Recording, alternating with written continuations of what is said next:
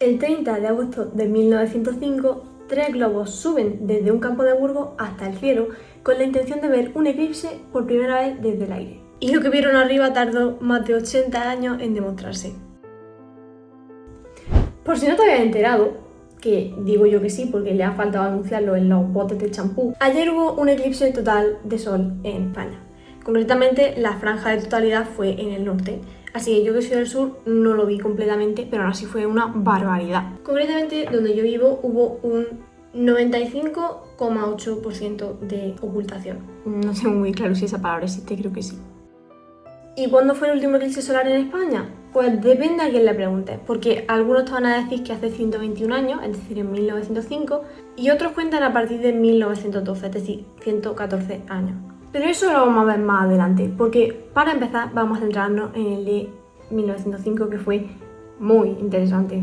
De ese eclipse se han contado un montón de cosas, muchas de ellas son mentiras, muchas de ellas son verdad. Investigado y te lo cuento. Nos ubicamos en agosto de 1905. La franja de totalidad pasaba por el norte de España, otra vez, y Burgos quedaba en un sitio espectacular para ver el eclipse. Y se plantan allí 20 equipos científicos internacionales de toda parte del mundo, pues para hacer mediciones, fotos, vídeos, esas cosas que hacen los científicos. Y sobre esto se dice algo que es un bulo, porque si tú lo buscas probablemente encuentres que las ciudades españolas se pelearon por ser como la sede de ese acontecimiento, de recibir a todos esos equipos internacionales y que fuese el sitio oficial desde donde se veía el eclipse. Este dato aparece por primera vez en un blog de un instituto de astrofísica. A él se refiere un periódico y otros medios se copian del periódico, es decir, en realidad es como algo difundido, pero la raíz del problema es que ese blog de astrofísica no cita ninguna fuente. El IGN, Instituto Geográfico Nacional para los Mortales, cuando habla de esto, nos dice que Burgos se seleccionó en pasiva, o sea, ni rivalidades, ni problemas, ni pujas, nada. Y Burgos se lo montó estupendamente. En el archivo municipal de Burgos podemos ver que el ayuntamiento organizó una comisión especial de festejo con 30.000 pesetas de presupuesto. Programó 5 días de actos, incluso invitó al rey, Alfonsito XIII. Un prenda, si me preguntan. He dicho que invitaron al rey, pero es que el rey se plantó allí.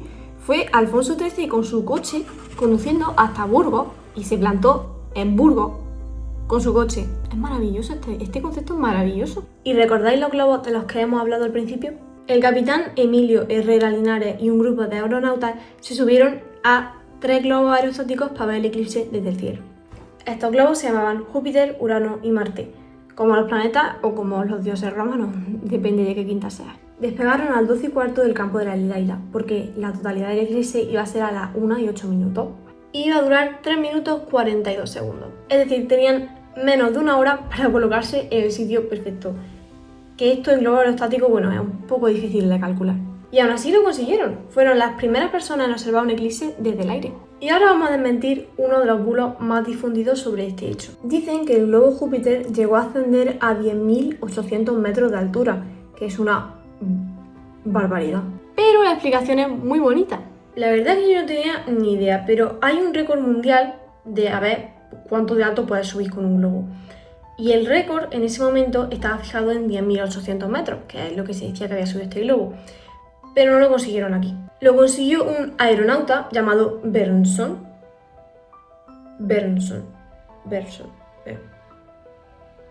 sin la N. ¿Y sabes quién estaba subido en el globo Júpiter ese mismo día? Bergson. Alguien juntó el hecho de que el hombre que había conseguido ese récord 4 años antes estuviese subido en el globo con que ese mismo día se alcanzara el récord de altitud. No, si os lo estáis preguntando, el globo realmente alcanzó los 4.000 metros. Y ahora viene una cosa muy curiosa. Justo antes de la totalidad y justo después se crean en el suelo unas líneas de luz y de sombra. Son muy finas, muy rápidas y muy difíciles de fotografiar. Se llaman bandas de sombra. Había 2 teorías difundidas, o bien las producía el Sol o bien las producía nuestra atmósfera. Y Herrera y sus compis hicieron una pequeña comprobación. Que también te digo que la comprobación podíamos haberla hecho tú y yo tranquilamente. Porque su comprobación consistía en observar las rayas desde más altura. Y descubrieron algo que yo creo que podemos deducir todos. Desde el suelo se veían como de unos 10 o 20 centímetros. Desde arriba pues se veían más pequeñas, se veían de 1 o 2 centímetros. Claro, ¿cuál es el punto de esto? Pues que si tú subes y las rayas se hacen más pequeñas, significa que no las crea el Sol, porque el Sol es igual a la misma altura. Lo que cambia cuando más subes es la atmósfera. O sea, eran made in la Tierra. No podemos decir que ellos lo descubrieran como tal, porque en realidad fue más bien un indicio que 80 años más tarde se comprobó, porque la ciencia les dio la razón en 1986. Aterrizaron en la Sierra de la Demanda, a unos 60 kilómetros de donde habían despegado. Herrera publicó la memoria de ese vuelo en 1912 en un congreso en Granada. Y luego ya, fiesta loca. Hubo una corrida de toros, mientras tanto los científicos con sus telescopios hubo bailes, comida, el rey por allí, por las calles de Burgos. Vamos, un ambientazo. Y con los toros, o con su especie, está relacionado el tercer bulo. Se cuenta que en 1900, 5 años antes del eclipse, ciudades como Elche o Valencia se metieron mucha prisa en comprar telescopios para no hacer el ridículo frente a los científicos extranjeros, que en realidad no los compraron las ciudades. Los compró el Estado para los observatorios de San Fernando y de Madrid. Y ahora el detalle divertido, y es que esos telescopios fueron llevados a las ciudades por bueyes, y nos lo confirma el propio Instituto Geográfico Nacional. Ese hecho, el que unos bueyes tiraran en carretas de telescopios de última generación, te resume bastante bien lo que era la España de 1900, la verdad, no tengo que decirte nada más. Vale, y ahora sí, ¿el último eclipse fue en España hace 121 años o 114? Lo cierto es que ambas son correctas. El último eclipse total, el que fue visto por más gente y el que se ha quedado en la memoria colectiva del país, es el de 1905. Este que estamos hablando de los bueyes, del rey y de los globos. Aunque siendo muy estrictos, fuentes oficiales te van a decir que el último eclipse fue en 1912. Porque fue un eclipse híbrido con totalidad, pero en una franja muy pequeña. Es decir, no se pudo ver en mucho territorio, a diferencia del de 1905, el que se ha quedado en la memoria de los españoles. O sea, ninguno de los dos es mentira, simplemente estamos hablando de cosas diferentes. Para los que sepáis de historia o estéis estudiando para selectividad, sabréis que Alfonsito XIII no era muy querido por su pueblo, no tenía mucha popularidad.